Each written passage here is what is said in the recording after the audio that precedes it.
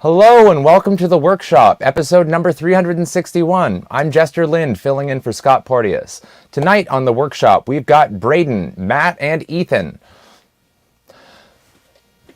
Hi. Hey, Hey guys. What we do here is we've all been given an assigned topic, and we have to riff on and write on that topic and do a 5-minute set, and then we have an opportunity to provide each other with notes and feedback in our comedy safe space. After that, we'll have another whole session where we have an opportunity to work on our own material, and we'll do the same feedback cycle in the second round as well. So without further ado, we're going to start out with myself. My name is Jester, and my topic tonight was spies. Now, I'm going to start right out of the gate with James Bond needs to stop introducing himself by his full fucking name. Everyone else has a cool fucking code name, like M or Q, and this dude keeps going, hi, I'm last name, first name, last name. Also, if you're going to be in the James Bonded business, and I love you, Idris Elba, but you're a black man with a British passport post-Brexit, you are going to get stopped by the police in Europe a lot. Jason Bourne is a secret agent so secret, even he doesn't know he's a secret agent. That's pretty fucking secret. And honestly, after that last movie, I don't even think the writers know what's going on. That's how deep the conspiracy goes. That's the problem with some spy movies. Sometimes it's as difficult for me as it is for the protagonist to uncover the plot. I don't know. I think I have a lot of trust in our technology. A lot of people these days are saying that technology is spying on us. That's not true. I would never do that to you, Jester. Well, I'm convinced. Anyways, that's been my time. I'm Jester Lind. Have a good night. I liked it. Nice. yeah. The guy at the end was very fitting. I enjoyed it. Thanks. Yeah. Is it alright if I just jump in? Uh-huh. To start off right off, when you started talking about James Bond, like introducing himself through his first name, funny enough, there actually is a kind of like a fan theory about that James Bond is actually just a title given to different secret agents. Given to the most misogynist secret agent. Exactly. The title that's earned. Yeah, so that was just one thing that pops into my mind. I liked your comment about both you and the protagonist have a hard time figuring out the plot of the movie. I think that's I think that's a smart line. And the robot voice at the end, yeah, that one I think was a solid. And anytime that you kind of break out of the convention and take advantage of the space that we're in, it's a nice little like, aha, yeah, your technical knowledge is showing. Yeah, my Google just heckled me. Yeah, exactly. But yeah, no, I like the topics you covered. Oh, thanks.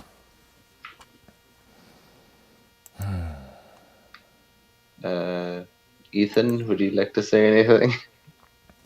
I'm trying to think. I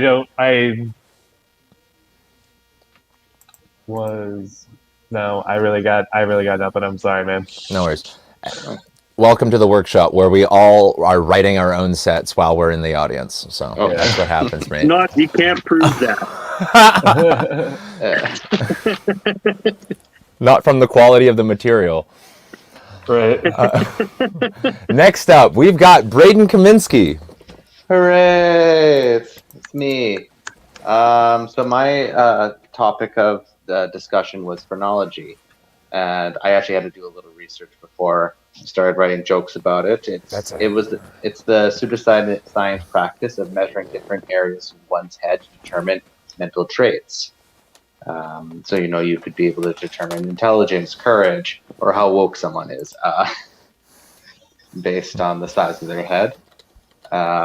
It was debunked because it had a flawed theory that the brain is a muscle and is fragmented into different areas. that kind of control, one's intelligence, honesty, religious beliefs, and the more that someone has that trait more prevalent, the bigger the muscle is. Kind of deriving the same logic from a big dick means bigger improvement.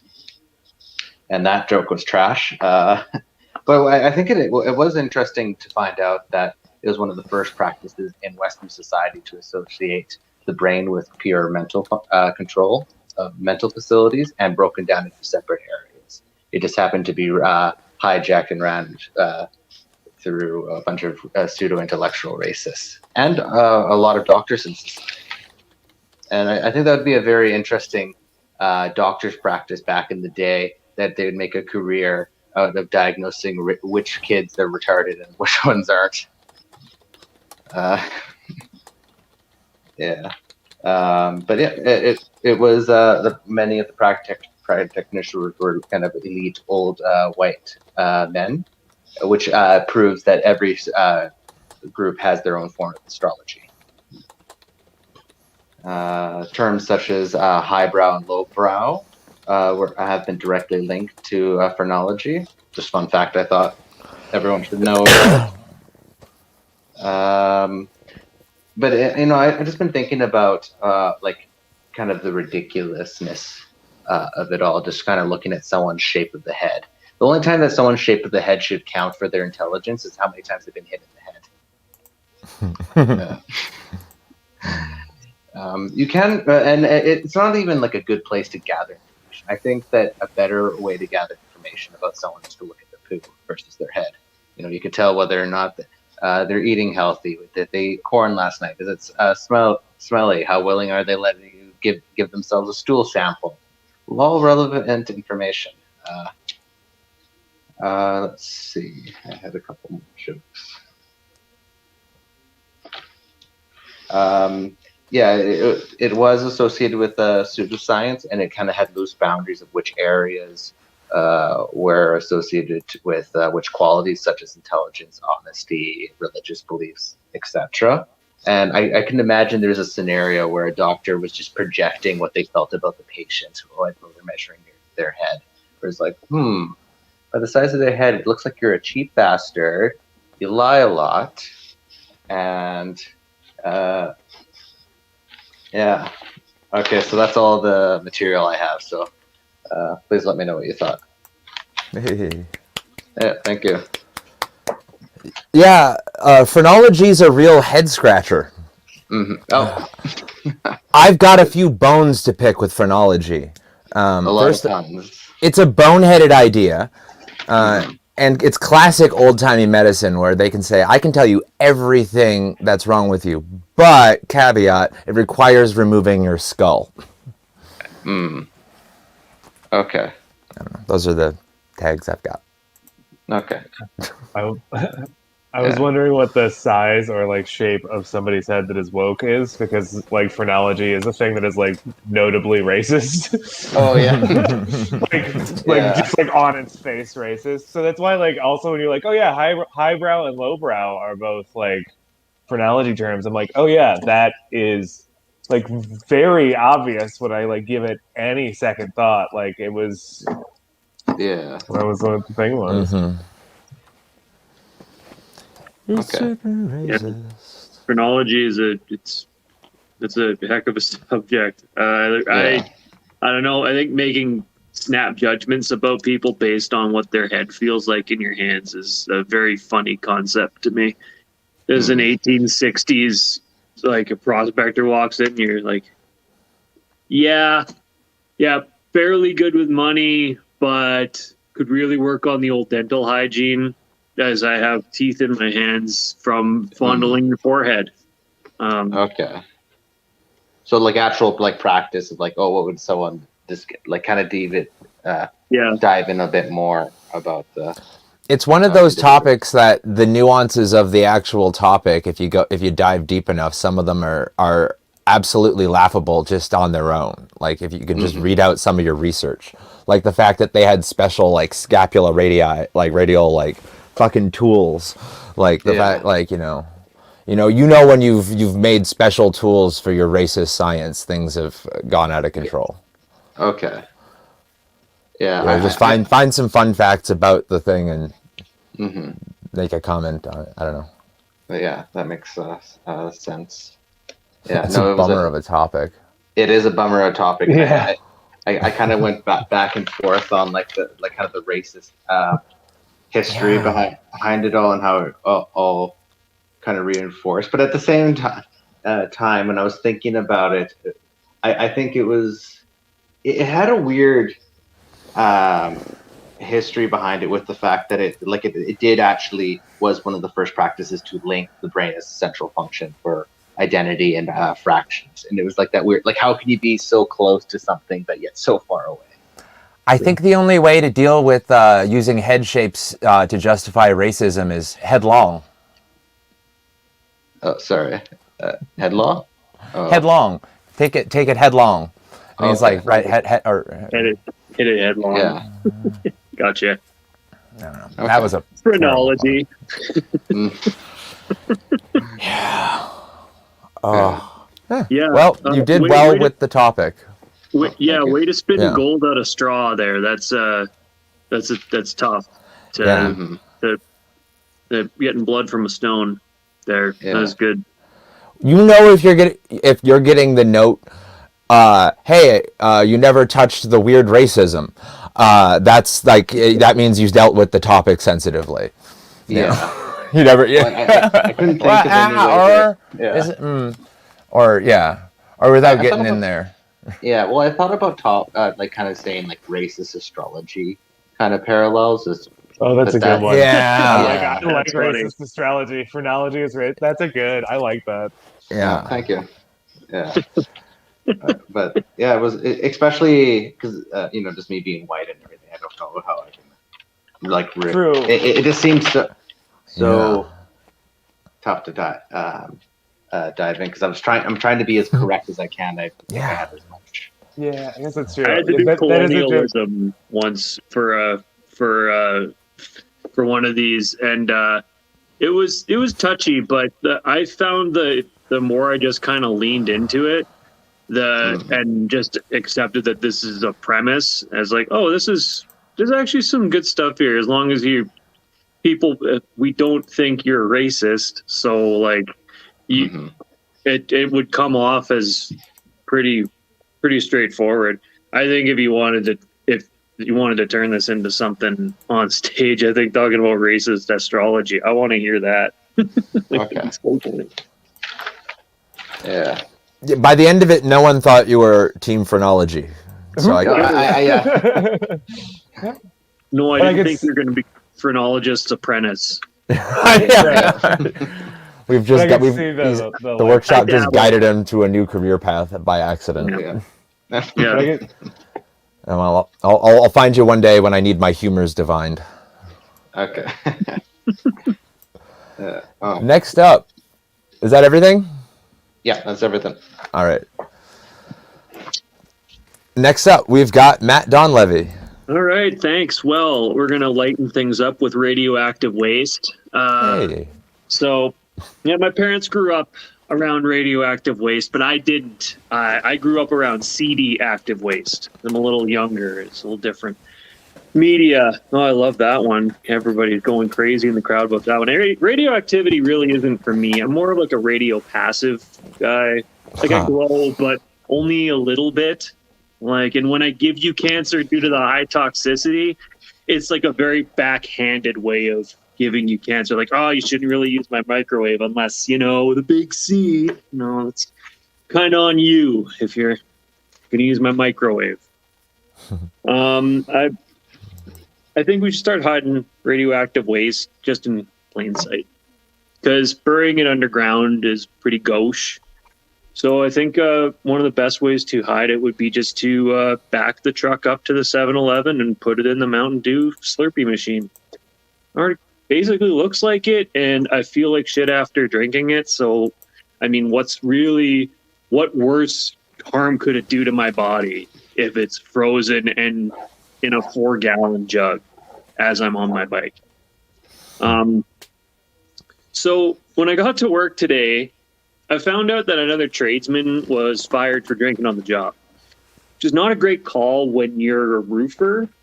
Like going up 15 feet requires coordination, I'm told. That torch isn't just bitching to look at. It's quite hot. It's quite hot. But the drinking was secondary to the location. Some guys like to hide their alcoholism in their hotel room or in the work truck or in a water bottle on the roof, but not this stallion. No, he took his party to the shitter, the on-site shitter. Called Port of Lil John. Port of Lil John just popping bottles in the 3x3 smelly prison. Like, this guy was working for the weekend on the weekend. This was a Saturday when this happened. So he's drinking in the Porto. Drinking in the Porto is one thing, but these guys are roofers. They're gruff. They got a criminal record, terribly homemade tattoos, and not a great diet. Like, there's no salad demolished by a roof crew, right? Like, there are lots of untouched fruit at the continental breakfast at their motel type of thing. Like, the only vegetable these guys know is Lazy Ron, who fell on some rebar. So imagine going for a sneaky beverage into a shitter after a roofer's been in there, just desecrating the land. It's like drinking nuclear waste. You know it's bad, but that's why they're calling what you do Miller Lowlife instead of, So that's all I had about nuclear waste. I was kind of scraping, but yeah, thanks. Yeah, drinking in the Lil John is not okay. Yeah, what was that? I was just Yeah. Yeah, I'll be out in a second. Yeah. I was waiting for a callback for like him drinking the radioactive Mountain Dew in the toilet while I liked the idea. I liked the line of partying for. He's like working for the weekend, and guess what? He's working on the weekend. That like worked out. That worked so well. That's such a good like. I could feel that being like such a good like energy button like on stage. I could see it being such a good like segue into something else. Okay. Yeah. It's a good descriptor. I really liked the wordplay that you did, like active versus passive at the very beginning of your set. I thought that was funny.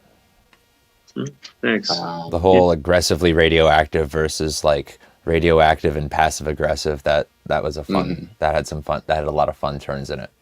Yeah.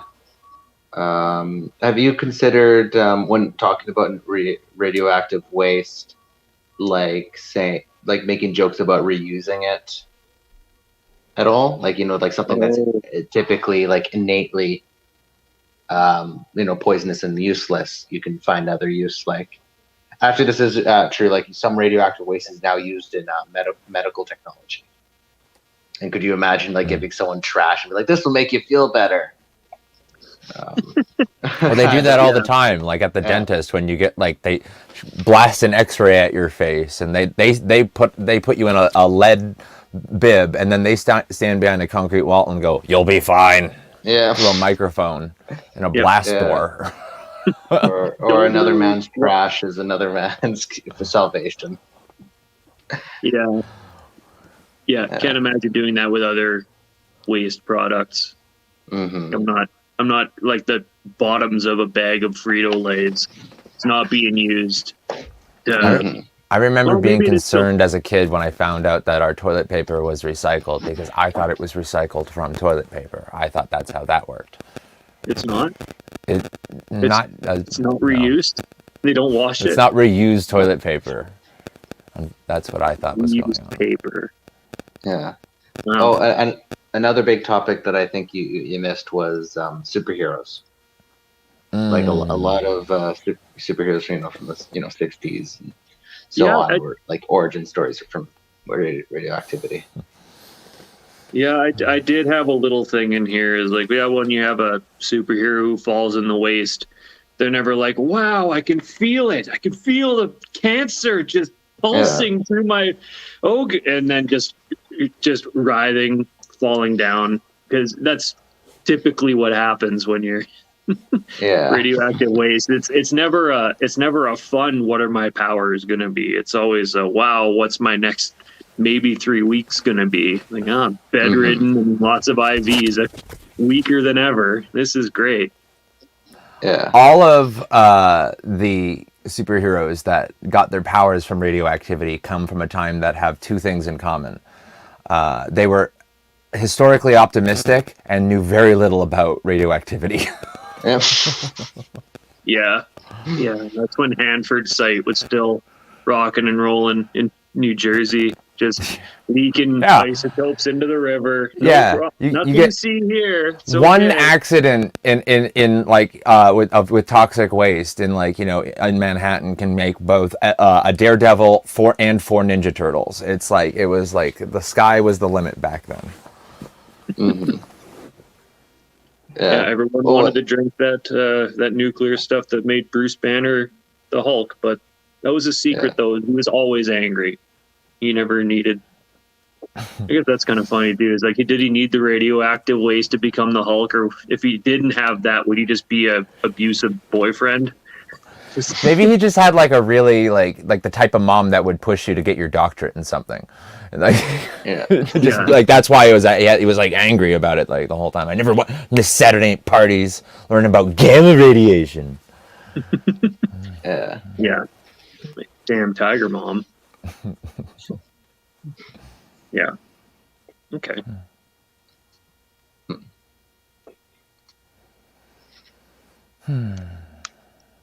He was trying to crack the secret of the Captain America juice. It turns out, is what he was working on. Those Nazi steroids. Yeah. The good blue shit, as Captain America and Breaking Bad has taught us. Yes. All right. Is that everything on radioactivity? I think that's all I got on it. All right. Now that the fallout has died down, we've got Ethan Miller.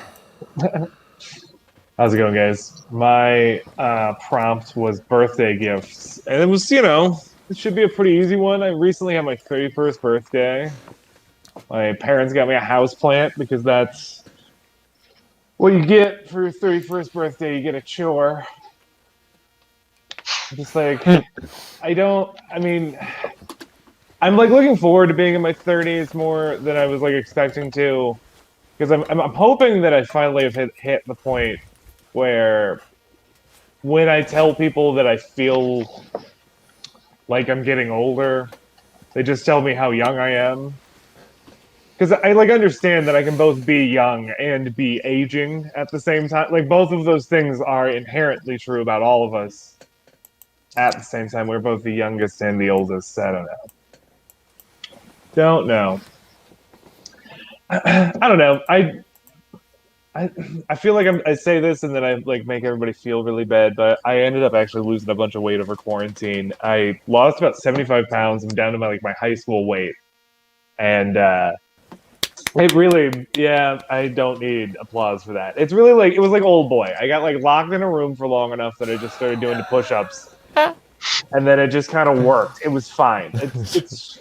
I really did not do any heroic thing, but if you if you take nothing else from the show, I want you guys to go home, and when you pull out those you dig in the back of your wardrobe and you find all those clothes that you always tell yourself you're going to lose a bunch of weight and you're going to fit in again. I want you to take all of those clothes and I want you to throw all of those clothes away, because I've hit the point where I can actually fit into those clothes, and I can tell you right now, you do not want to be dressed like a Hot Topic in 2007. It's not. You felt good when you were in those clothes. That Nightmare Before Christmas shirt is great, but it is faded. Why don't we get a new one? I don't know. You're going to look like a dorky dad. That's all I've got, guys. Thank you. Oh, good. That's great. Oh, I'd like to jump in immediately with I really like your thing about how as you feel you're getting older, you talk to people and oh no, you're so young. I'm 24 and I've definitely had that, so I think there's a universal aspect there that you should dive deeper on, because I think you get some interesting stuff from there. I also liked your, the parents gave you a house plant. What you really got was a chore joke. I like the kind of the passive aggressive angst behind Yeah, it. I like that too. That's all my comments. Yeah, I think for the house plant thing, I think it would do a great service. Like I just turned 31 and I just got a house plant. Yeah. Yeah, it's awesome. My parents got me a house plant and I'm so thankful that for a gift they got me a chore. That's awesome. My favorite thing to do is come home and something might be dead. Is have that dread when I walk through the front door. Like, oh, big surprise! Still got a leaf on it. Right on. Shuffle past all my eviction notices.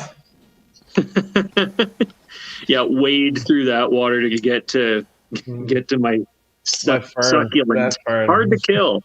Hard to kill a succulent. I'm doing it. But digging through your old wardrobe just made me think. I used to have these shirts I bought from a trip to Southeast Asia like 10 years ago, and I was like, one day I'm going to fit into these. These are my thin clothes. Did the same thing, and I'm like, these are hideous. Oh, they're the worst. You will look at them and you'll be like, what the fuck are these? You didn't fit then when I could fit into them. Why did I want to keep these things? Yeah. I think it'd be fun if you like, oh man, remember when I went through that gears and top hat phase? Glad this all fits now. Awesome. Throw that in the garbage. Yeah, I liked the setup. That was really funny. Thank you.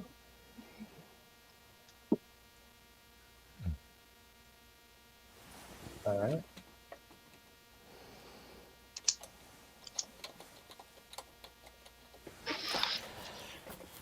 Yeah, I liked it.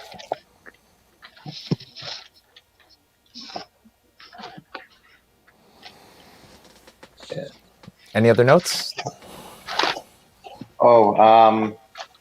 This one is kind of like an additional tangent. Houseplant is like the name of Seth Rogen's weed brand. Don't know if you can be like, you can be like, I wish they got me Seth Rogen's houseplant, or like some kind of like, oh, I thought I was getting weed. Turns out I just got a chore. Like maybe it did. Wrong plant, Mom. Yeah, exactly. Yeah. My but brother. No, I think you did brilliant. Yeah. Sorry. Oh, no, go ahead. My brother had a little succulent that he got from his, by the end of this story, ex-girlfriend. And he really, really put a lot of effort into it. And he watered it every single day. And you're not supposed to do that with succulent. But it flourished. He loved it. And then one day he tipped it over and the little pot broke and he found out it had been rubber this whole time. It was a completely fake plant that he just like put so much time and energy in. And he felt like I've been lied to. And he texted his ex-girlfriend. He was like, that plant cactus was fake, just like our love. That's a really good great story. Yeah. Watering a rubber plant. That's awesome. For like a year and a half. He was so excited. It was the longest he had ever kept anything alive. So the dirt was real, but the plant was not. Like, yeah, it had like a little bit of dirt, like a little bit of Miracle Grow sprinkled on top for like, like aesthetic purposes, and then like had like a little like styrofoam base. What a catfish! That's next level gaslighting. Yeah. Oh well, that's funny. Did he keep it?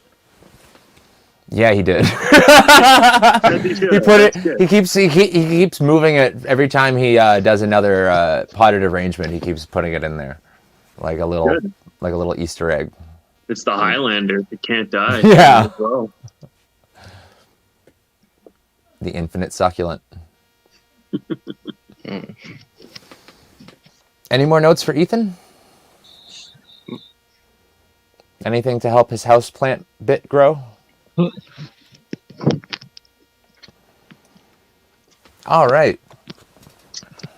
Now we're going to go into a section where we work on some of our own material. So the only thing that really happened to me of any interest this weekend was that I got the vaccine. And I live in Canada. I got my first dose. And tell you, it was super easy. It was honestly easier to go and get the vaccine than it was to learn to spell Pfizer. It was real quick, in and out. But you know how a needle works. It just goes in and out. It was just a quick jab. And I apologized for punching the nurse, but honestly, that's my getting stabbed reflex. Anyways, I'm giving too many details about how the whole situation went down. I just want the lockdown to end. I haven't been this frustrated by a color-coded warning system since 2002. I don't know what red is, but I don't like it and I don't want it. So I got the vaccine. The first day it was fine. The second day, a little achiness around the site of the injection. And now 今天我可以是汉语一点点. So that's nice. And I'm feeling great now, not just because I'm no longer crippled by fear, but also my 5G speeds have been just out of this world ever since, you guys. Now, I got the Pfizer vaccine, which starts working in 7 to 10 days. But I've heard that the Moderna one, that's the Dolly Parton one, it starts working in 9 to 5. Also, I'm worried that the Venn diagram of people who don't want a vaccine and the people who have never wanted to wear a mask and who are willing to lie about having got a vaccine so that they don't have to wear a mask, I'm worried that Venn diagram is a fucking circle. Also, this is I didn't write anything about this, but just before the call, I got I got a call from my grandmother, and she was told by the city to not use her toilet because this evening, but then she did, and you guys, my grandma's toilet exploded. Like I don't know if you can see all that shit. But I don't know. There's got to be something there. I haven't managed to think about it, but I imagine that's one of those weird, gross things that I'm going to be thinking about a lot. So that'll maybe be a preview of my material for tomorrow night. Thank you guys. That's I'm gonna process that last bit. Man. But yeah, that happened right before we started. Wow. Yeah.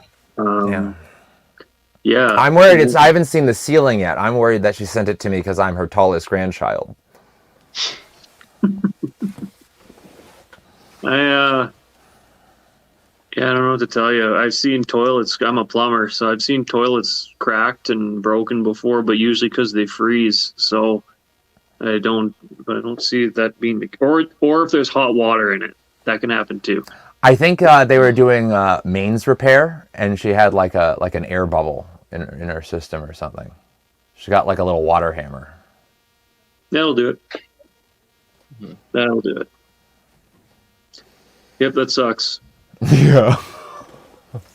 That sucks. Shitting in the sink for your grandma. That's the or in the tub. Or in the tub.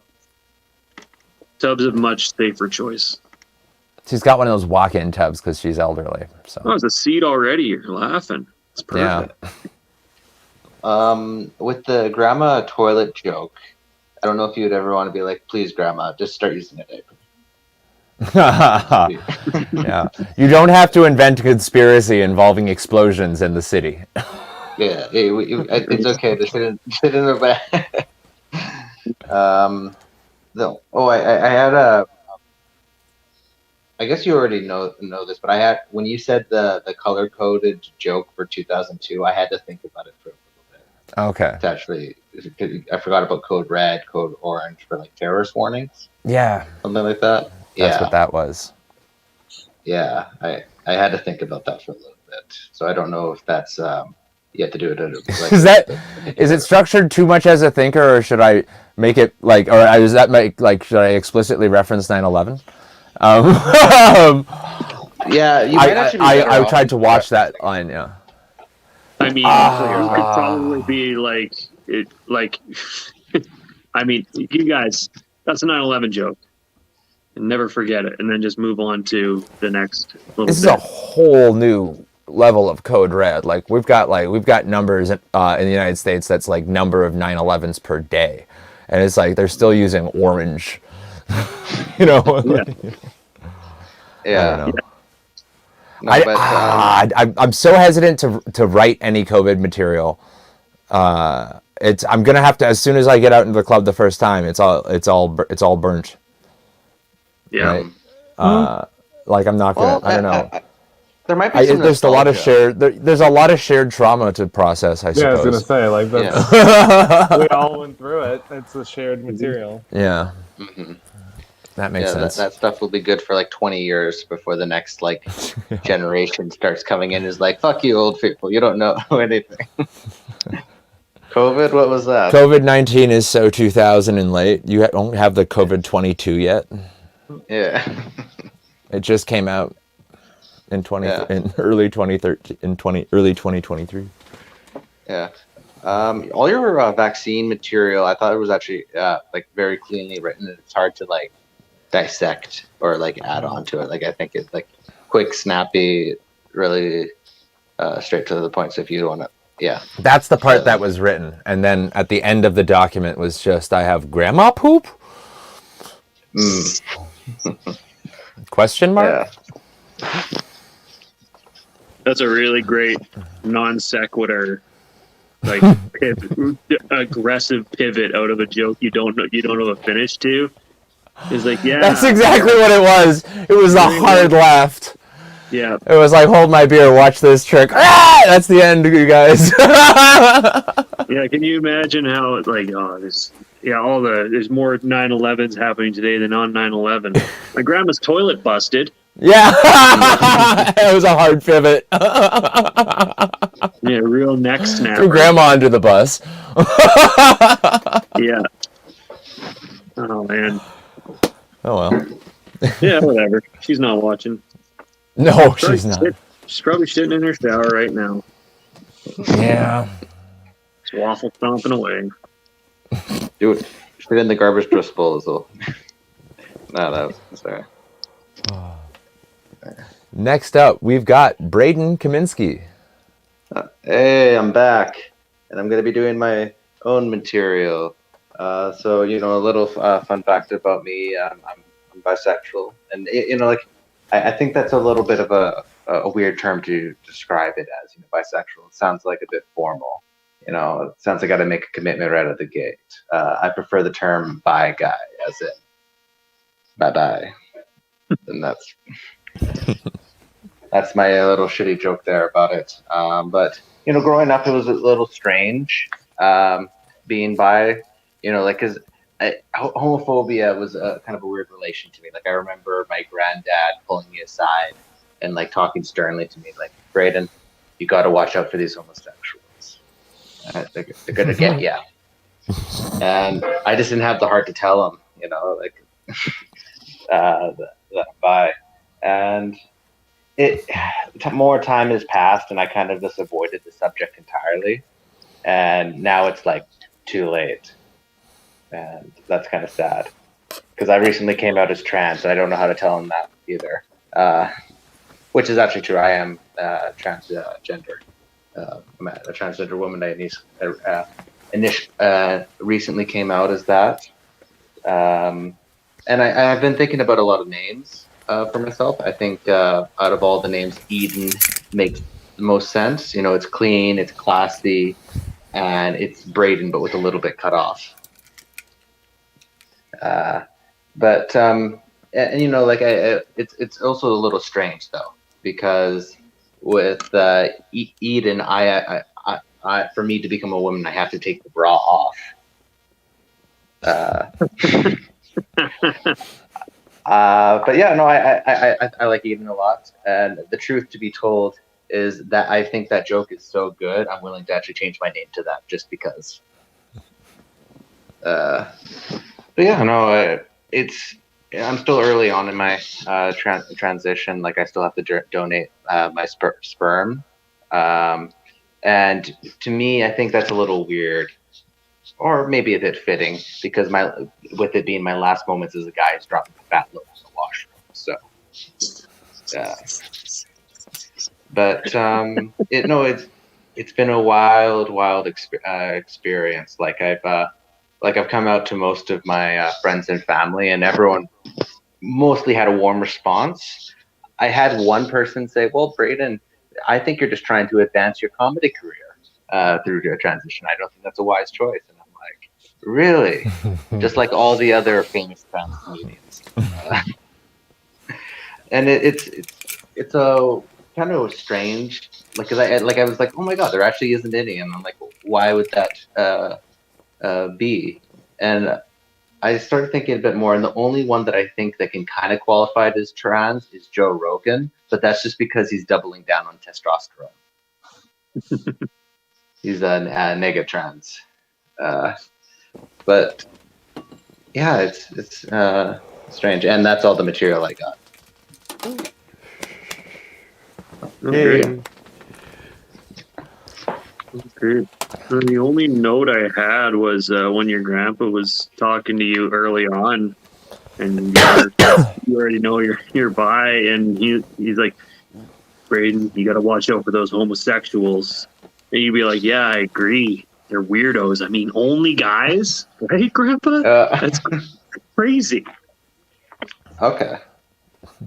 When you're bi and you just don't feel like coming out, you're like, my dating pool's only limited to most people. Yeah. So like, They're kind of being vague about it. yeah. Okay. I like the idea. I like the idea that transitioning is going to be so good for your career. I would like you'd be like, no, I'm transitioning to not be a white male. Yeah. Get out of that fire zone entirely. Go full Dolazol. Right. Yeah. And I like the did Joe think Rogan about- material too. Yeah. Okay, that's.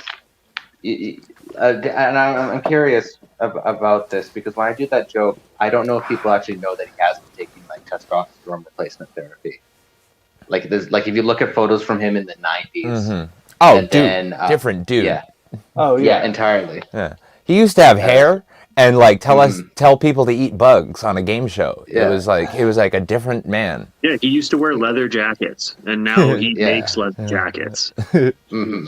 Now he's becoming a leather jacket. He's a leather jacket, yeah. Yeah. Slowly So yeah, turning into that Alex Jones. Alex. Oh, he already has the voice down too, which is crazy. He's turning into him. Have you heard Same. of the whole super straight thing? Do you know what that is? There's like a joke sexual identity by Yeah. like transphobic people. Hmm.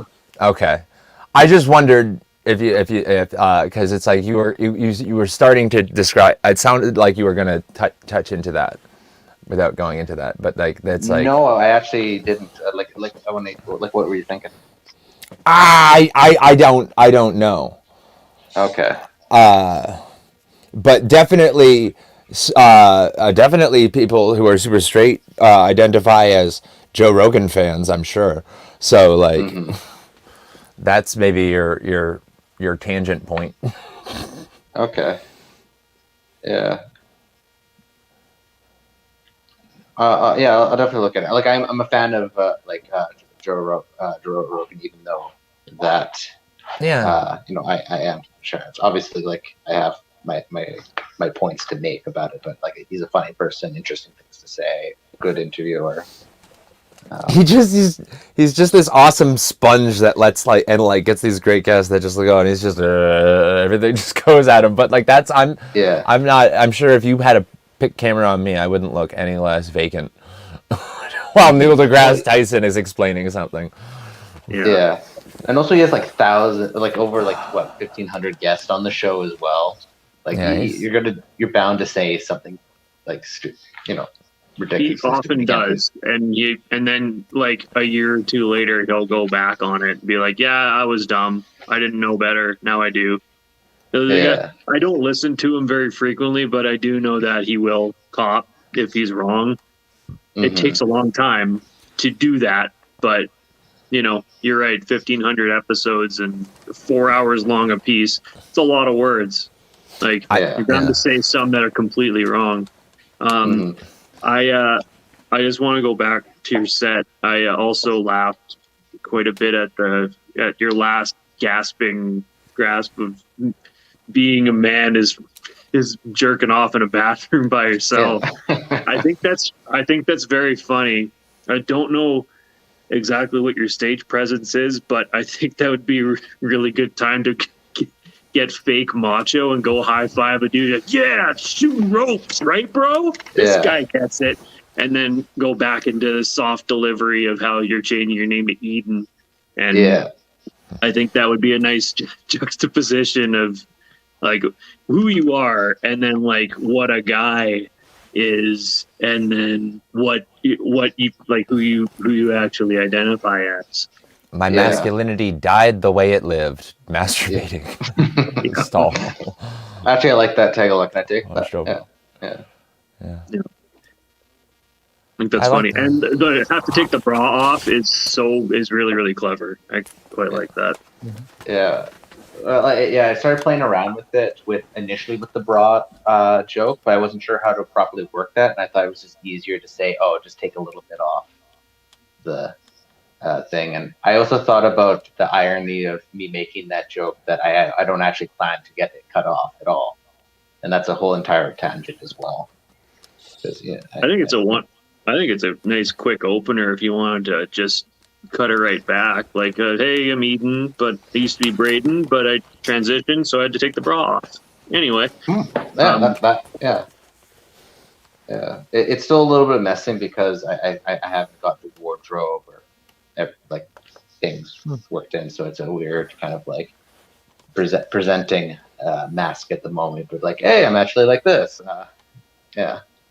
Yeah. Oh man, I already feel like I think way too hard about what outfit I'm gonna wear for a show, as like a comedian who's not transitioning. I can't imagine how difficult it would be to pick an outfit when you're transitioning. I mean, Jester, you're wearing your jean jacket. Like I'm always don't wearing put this on jean airs jacket. or anything. You're gonna be wearing that thing. I'm gonna be till it wearing this drops jean off your jacket. body. It's Yeah. going to, I bathe in it now. Only way to clean jean. Oh, sorry. For whatever reason I crapped out for a bit. Oh, what were you saying? I was saying it's already difficult for a comedian who's not transitioning to pick an outfit to go on the stage. I can't imagine. Oh. Well, before I would just go on with whatever I was wearing. It doesn't matter. If it was PJs or a suit, I would just pop onto stage like, hey, here's a little soft-spoken set. Yeah. No, thanks for the feedback. I'll definitely run and apply whatever I can to it. Awesome. Next up, we've got Matt Donlevy. Cool. Thanks for having me back. This is great. This might be a little jumpy around. I'm adding things into a bit that I've done for a while, so we'll see how it goes. So hi, my name's Matt. I'm a beta male. Yeah, second banana. Very like second guy, very like sidekick. I have a lot of things happen in my life that really illustrate that I am a sidekick on my walk of life. Like for instance, I got benched during a dodgeball game. You know that sport that Vince Vaughn made popular? Yeah, I got benched for one of those. Yeah, it was pretty just a second here. Yeah. Yeah, I got benched for one of those. So it's really weird because like we play dodgeball in a child's gym, right? So just instantly all of those feelings of going back to elementary school just come rushing back, right? Like it's like I got benched. So I'm sitting on this little 1x1x18 bench and just sitting there by myself in my grown-up shorts. There's a tiny drinking fountain where I gotta like really bend my hips and hurt myself to get a drink from a drink of water. There's a man in a headband telling me I'm not good enough. So, you know, just rushing back, lots of emotions for sure. Yeah, real beta guy. Like I'm beta, so like I get betrayed a lot. Betas forgive, and it's because I've got no spine. I mean, food betrayal is pretty common in my life. When edible things look tasty and then they aren't, that happens a lot. I assumed the orange balls on sushi tasted like oranges. I learned a lesson. You don't eat a cereal spoon of anything unless you have an idea of what it tastes. Oranges and fish eggs taste very different. You ever asked to help a friend with a small project? Ever get asked to help a friend with a small project? It's those small tasks that lead to the biggest betrayals, like a tiny request, like, hey, I need a hand. It's just a couple of wheelbarrows full of dirt, screwing a couple of boards together, 2 hours tops. Well, the time limit is the kiss of death. 2 hours? Might as well have said this fence, 4 years left to work on it, for sure. What the friend should really ask is, hey, can I fuck up your weekend and your knees? I'll just get some pizza. Great. You mean that half-eaten burnt DiGiorno on the counter? It's been 8 days. I could use a bite. Lovely. Give me some of that. The biggest one is when you're helping your friend's friend, and not even this backstabbing jerk, his buddy. It's always a worse job and a dirtier scene, covered in a bigger lie. My friend has this room to carpet. Can you help him out? Seem to have forgotten to mention the bed bugs and mold on everything. It's like doing work in a crack house, except it's a little more sanitary at the crack house. Huh.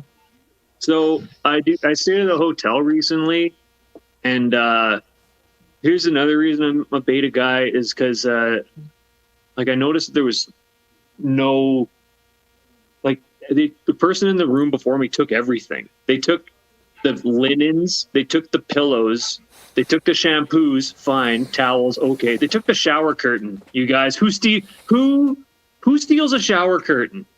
Like, you got to be one sick son of a bitch to take the one thing that never gets washed in a hotel room. It's like, ooh, so musty from the last guy. Crumple, crumple. Oh. But the real reason I think that I'm a beta and know that I'm a beta guy is because I just don't have any cool scars. I got no cool scars. Alpha guys have cool scars and cool scar stories to go with those scars, right? Like if you ask a guy sitting by the pool and he's got a big scar in his leg, like, hey man, how'd you get that scar in your leg? Well, I was hella skiing in the Alps. And I jumped out, felt a little discomfort, still got down the mountain, saved a village, got to the bottom. When I reached the bottom, turned out it shattered my femur. That made that night's orgy uncomfortable. but I still, 2 weeks later, I was back in that helicopter skiing those slopes. He flew the helicopter. He jumped out of, you guys. That is super alpha. I don't have any scars like that. No, I've got a scar. Got a scar on my wrist. Not from the sad thing that you're thinking of. No, I was cutting cheese towards myself. Yes, more sad than suicide. Yeah. For sure. You think he was going to listen to a sad scar story like that? No, I can't sit at a table full of gruff dudes and be like, hey, how'd you get those scars on your knuckles? Like, well, I literally fought a fire and I won. How did you get that scar on your wrist? Like, well, I was feeling snacky and, that orange cheddar isn't going to cut itself. So are we going to go see that Kevin Hart movie? Or no, that's okay. It's we don't have to. It's all right. We can, whatever you guys want. So I'll just go. It's okay. Anyway, thanks. Perfect. I like it. Thanks. The alpha story had me rolling. The when you breeze past, saved a village, yada yada yada, like that fucking killed me. And then the orgy really drove it home for me. Thanks. I like the idea of you being like, I like the bit about the only scar you have is from cheese, but then I would also like start it by being like, the only scar I have is on my wrist and it goes this way, and you'll be like, yeah, oh no, it's not that sad thing. It's actually worse though. I was cutting cheese towards myself, and then that. I don't know how that feels worse than like I said, like the real plea for help, not like the or whatever. You know. Oh what I mean? yeah. Well, I mean, I have one, like a legit. Mm-hmm. It's close to where the money spot is, but you're right. Like that's the it's the best way to do it. It's like, no, it's more sad than suicide. It's more sad than that. Like I was cutting cheese. It was the middle of the night. I wasn't paying attention. You could have your own laundry list of sad guy scars. Like, see this one's from a hot pocket in '98. like you know, stuff like that. Yeah, this one on my eye, I hit a door getting off the rink during a free skate when I was 20. too old to be at a free skate. Yeah. So I wanted to talk about ask you about the kind of the premise, because I felt like there was no like tension of you being the beta male, and I mean that in the sense that like you seem complicit in it, and I didn't think like it would be one thing if you were like I'm not a beta male, but then say things that make you one. If that makes sense, you know what I mean? Like you were just. It's like saying I'm a loser and yeah, I did this X, Y, and Z, and that's just kind of. There's no. I felt like there's no like drop off or like surprise. If that makes sense. Like I almost like I feel like. You know what I mean? Like it was just like yeah, you said that, and what's the big what? But You want a little bit more of a through line of like, oh well, I mean, I don't know, maybe does this make me beta? I don't really know. Maybe or it does. Be like, or like someone made the accusation to you, and be like, "How could I think about this? Like, look at this scar. I got it from cutting peas." You know, like, I think there's something. Like set it up in a way that like maybe someone referred to me as a beta male, and I don't really know what they're talking about. I don't think I am. I mean, sure, I got sat during this dodgeball game, which is pretty embarrassing and really brought back all these memories. And yeah, I cut cheese towards myself and got a huge scar. But yeah, and then you can be like, I did this alpha thing. Yeah, you like play like teeter totter along with it. I think would work better. And the other thing would be is to have like a distinct beta male voice with the alpha voice, because you kind of you had the same voice along with it, and I think like I think you played with it a little bit, but kind of commit to the. I don't really get into the alpha stuff near the end, though.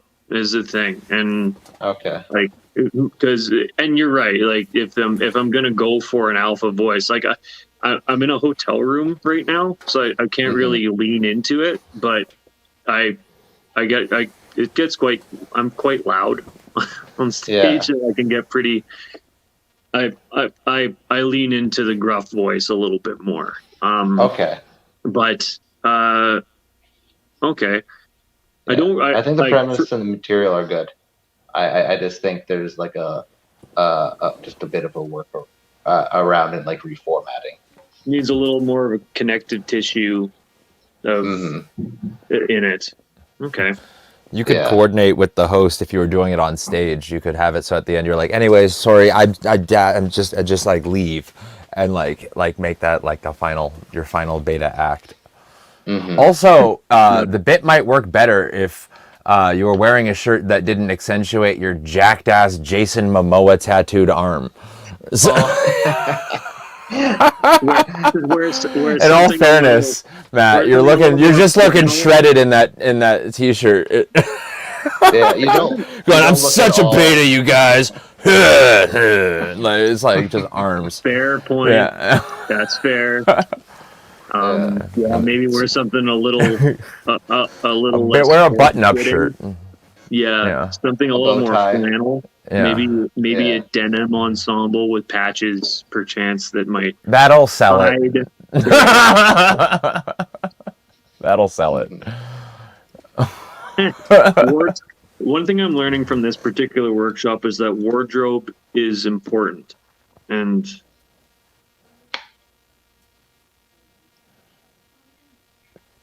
And I think it will be again. I think it's going to be a lot more sweatpants. It used to be. Yeah. Yeah, I don't know. I don't know. Yeah, I'm bad for wearing like Walmart black shirts and jeans. And it's like, yeah, I'm a beta male. I never even thought of that. Like, Yeah. no.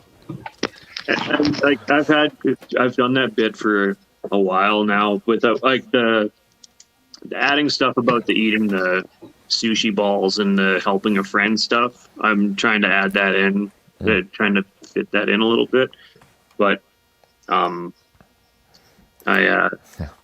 orange bits, the orange balls were not orange balls, and No. the green stuff was not icing, you guys. no, do not eat that. Don't eat a big spoonful of it unless you know what it is. I love that stuff. Me too.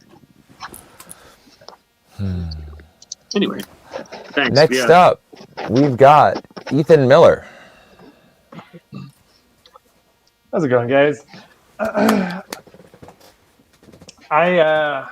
was a bartender before this entire thing started, so I was one of the first ones cut. I've been sitting at home a lot, been watching a lot of TV, doing a lot of stuff like that. I've been watching, like, when I say I've been watching a lot of TV, I mean that I've been watching literally anything. Like anything that you can put on a screen and put in front of me, I've been watching.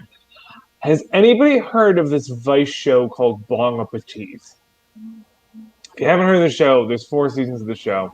I watched all of them, and I'm going to let you in on the premise of them. But here's the premise. The premise is you watch people eat edibles. That's the entire premise. That's the entire premise of this TV show. They try to pad out the runtime by having a little segment in it where they bring somebody in who has like medical uses for marijuana and have them talk about it. But about halfway through season 2, they like clearly ran out of like real reasons for marijuana use. So they're just like, "Hey, Trevor, why don't you tell us about your night blindness?" And I've done some experiments. I don't think weed helps with night blindness. I don't know. I don't have a lab coat, and I think that's what it takes to do experiments. So I don't know if I've done them right. I don't know. I had a lot of time on my hands. You guys ever think about how much easier it used to be to get into history books? Because I think about it all the time. Because I had to learn about Johnny Appleseed in school, and as far as I can tell, that dude just had some fruit. And do you know how much fruit you would have to have today to get on the local news? Like, you would have to have so much fruit, and you would probably still get bumped by like a water skiing squirrel. Like, it would probably it would be such a feat for them to be there talking about fruit. But this dude had so much that that had to be how boring it was back then. Is that they were like, "Man, this dude's got a box of fruit and it's so big, we got to write this shit down." Do you know what it would take to get put? You know what it takes to get put into history books today? I'm telling you. Here's what you got to do. You got to be born. You got to get good at football. You got to get drafted by UCLA. You got to win a Heisman Trophy. You got to get into the NFL. You have to break into show business from Buffalo, New York. You have to murder your wife. You have to take the Los Angeles Police Department on a slow speed chase through Los Angeles. And then you got to get acquitted for all of those crimes. And then you don't get into history books, your lawyer's daughter does. I had to learn about Paul Bunyan in school. As far as I can tell, that dude was just big and he had a job. And it wasn't even like a particularly interesting job. It was like one of 3 jobs you had at that point. Like, it was like you were a lumberjack, like Paul Bunyan, you were a farmer, or you had tuberculosis and you were about to die. Like, those were the 3 things that you were. And somehow he was notable for just being large. I'm a big guy. There's no reason why I shouldn't be in history books. I don't know. It's just crazy. Like, how more, like history must have just been so much more boring. Like, it must have been just so much more boring, and then they felt like everything was worthy to write down. But, like, you think they would write down more interesting stories because there was cocaine in everything. Like, you could just go get cocaine and heroin from the pharmacy. Like, if you could just go get that from CVS, when we gave a human being unlimited access to cocaine, what we got was maximum overdrive from Stephen King. He wrote a book about an 18-wheeler that was a sentient serial killer. Those are cocaine stories. Paul Bunyan is not a cocaine story. I want cocaine stories from the past, and we don't get those, and that's I don't know. All this because I want to figure out. I think the line was like once we went to the moon, or maybe it was like a color photo. Once there was a color photo, you had to do something important. But just before that, it could be anything, and maybe there was just too many people dying of cocaine. I probably would have been one of them, and then that's my time. Thank you guys. That was excellent. Yeah, Thank you. That was excellent. That was awesome. I love that. Oh my god. Paul Bunyan was just a guy with a job. And he's a big guy with a job. Oh, that's so great. All of the people making history in the old-timey photo days were standing still a whole bunch of the goddamn time anyways. Didn't interfere with their busy day of just standing the fuck around. I know, just doing nothing. Like, well, time to, I don't know, put my hand in this barrel, and then that's it. Drink. Mostly drink. Lots of drinking. I had a. Go for it. Oh yeah, Sorry. I wanted something for you to ponder on the history front, with it being kind of like boring and like arbitrary. Like history is written by the victors and is carefully crafted. And with that in mind, why the hell is it so boring?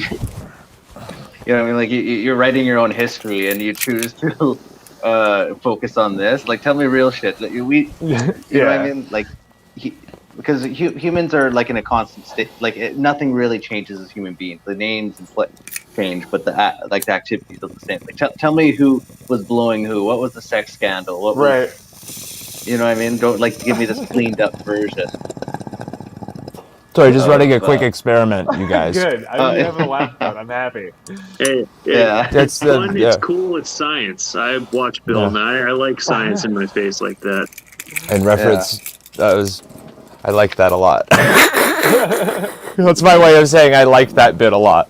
I laughed a lot at the lab coat comment as well. I thought that was really funny. The fucking apples bit. The apples. You had the comparing it to modern times. You don't have any idea how many apples you need to get on the local news. That killed me.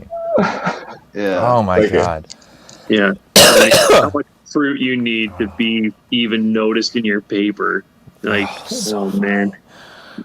That's very, very good. I enjoyed that. I liked the game of trying to figure out that it was OJ. Yeah. That was fun for me. As I was playing along with that, trying to catch on, I didn't get it right away. Took me a minute. It's funny because if I'm in a room, because I've done it at like a couple of like late mics here at a couple of and you'll catch like different groups of people at different points. Because every once in a while somebody will look up when I say UCLA, and I'm like, ooh. And some people, like, I'm sure, get it from the sports record. I wasn't one of those people. I caught it right away. I was pretty sure you're talking about OJ like instantly. That's so funny. Are you big into history there, Ethan? I mean, kinda. I like this bit just kind of like came about randomly. I think I was just like watching a bunch of weird documentaries, and I just was like thinking about like, geez, like what the fuck? How does? The more I find out about the past, the weirder it is too. Which is why I'm like, why did I learn about all of this dumb shit in history books? Honestly, if you want to get, if you haven't already listened to it, do yourself a huge favor and listen to The Dollop. It is. Oh yeah. It's the best. It's my favorite podcast. And like their story about John Pemberton and how Coca-Cola came to be is so fucking funny. But yeah, one of my favorite history ones is Carrie Nation, who hatcheted a bunch of bars back in Prohibition times. Like she went into bars in Cleveland and just broke everything with a hatchet. She's a 50-year-old syphilitic crazy person, and basically put the temperance movement on the map. And but she was just a nut job, and she's a big lady. That's fun. That's a story. Right. Yeah, that's another big person in history. I learned recently that there's a guy from Quebec. I can't remember the guy. I wish I could. It's a bad story because I can't remember the name. But he was like Canada's Paul Bunyan. He was 6'8" in like the late 1800s.